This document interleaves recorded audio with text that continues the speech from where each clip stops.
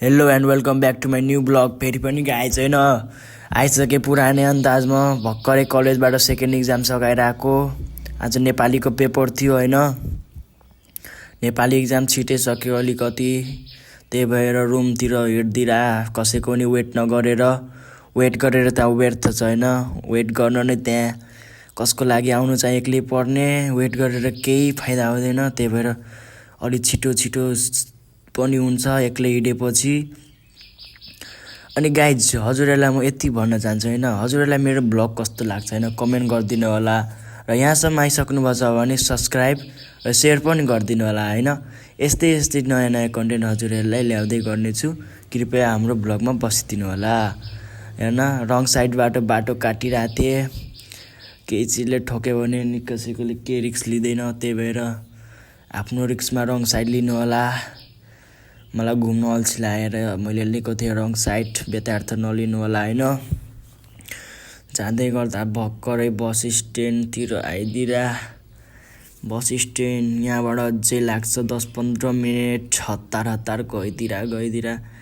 भर्खरै आएको यहाँ पुरानो गुद्री बस पार्कको गुद्रीबाट होइन।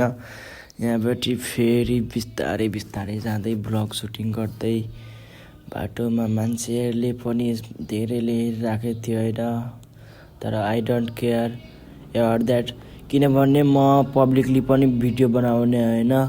यो मेरो भ्लग मैले के कारण बनाएको यो हजुरहरूलाई अन्तिममा थाहा हुनेछ, त्यही भएर हेरिदिनु होला गाइज, सपोर्ट हेराइदिनु होला होइन।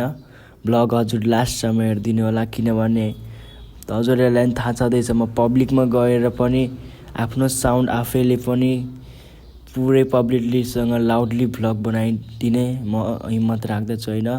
यो मैले रिकर्डिङ गरेर बनाउनुको अर्थ मेरो बेग्लै छ कुनै, हजुरहरूलाई लास्टमा थाहा पाउनुहुनेछ किन होला कुनै। जसले मेरो पुरानो भ्लग हेर्नुभएको छ होइन धरानवाला, उसलाई पनि थाहा होला कस्तो छ।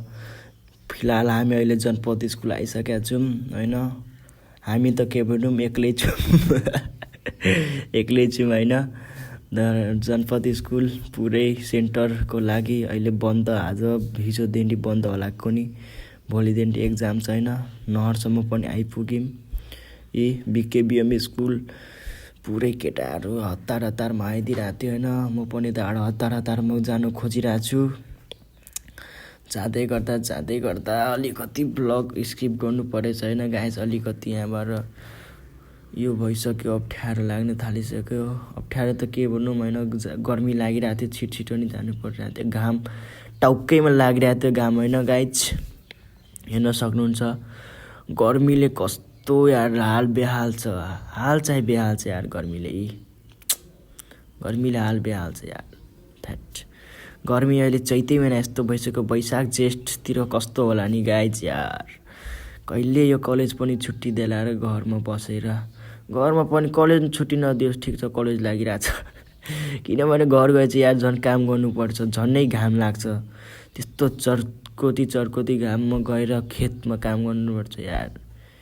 खेतमा नभए नि घरमा दिक्क लगाएर राख्दै हुन्छ, यो गर्दै गरे यताउति। कलेज नै ठिक छैन, कलेज बन्द नगर्नु होला कृपया होइन। गरे भने पनि 10-15 दिनको लागि मात्र गर्नु होला होइन, कृपया। हाम्रोसँग त्यति सहने क्षमता छैन। यति भन्दै हामी अस्ति पुराण लागेको ठाउँमा होइन, पुराण सकिसकेपछि गाइज के मतलबै गरेन होला, पुरै अस्ति नै दिया के बालेको सबै त्यो त्यहीँ फुटालेको छ होइन। म पनि फाइनली आफ्नो रुमतिर आइदिएर होइन, रुमसम्म त म पनि आइसकेँ। अब रुमभित्र त अब कोही पनि छैन, एउटा भाइ थियो गयो एक्जाम दिनलाई, त्यो पनि अब त्यसले अब साँचो त कहाँ राखेको छ, त्यसलाई मैले साँचो राख्दै भने त होइन, हजुरआमालाई दिएन त त्यहाँ राख्दै भने त्यो ठाउँमा बोर्डमाथि, अब यसले कहाँ राखेको छ ल्या। चाबी नै भेटेन त गाइज, कता गयो चाबी, यता पनि छैन चाबी। हजुरआमालाई सोधौँ के भन्नुहुन्छ हजुरआमाले। हजुरआमाले भन्नुभयो होइन, हजुरआमाले चाहिँ भनिदिनु उहाँसँग पनि थिएन। फाइनली म रुम एन्ट्री गरिसकेँ होइन।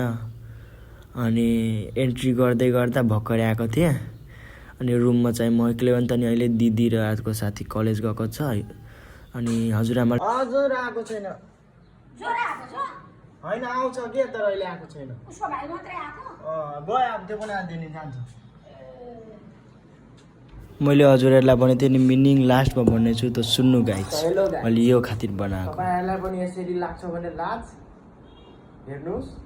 मलाई लाज लाग्दैन। यदि तपाईँहरूलाई यहाँ लाग्छ भने तपाईँहरू यसरी पनि भ्लग बनाउन सक्नुहुन्छ। मेरो यो भ्लग बनाउनुको अर्थ यति मात्र हो। त्यही भएर नलजाउनुहोस्, आरामले बनाउनुहोस्। हेर्नु कलेजबाट आएको छु थाकेर। Good night. गुड नाइट भन्छु, गुड इभिनिङ। आज नेपालीको पेपर थियो, खार दिए 50-60 क्रस। 75 को 50-60 क्रस लेख्नु। 75 लेखेछु। अब आउँछ कति, तर एक्सपेक्ट गरेछु 50-60। हेरौँ अब कति आउँछ। Meet you next blog. Bye bye guys. यही अन्दाजमा सधैँ तपाईँलाई भेट्दै गर्नेछु। अब म पनि खानासाना पकाएर खानुपर्छ नि त। नि कलेजबाट आएँ, दिदीहरू पनि हुन्न रुममा। म छिटो आएँ, अब मलाई नै पकाएर खानुपर्छ। हस् त गाइज, बाई बाई, धन्यवाद। हजुरको दिन शुभ होस्। Good night, Radhe Radhe.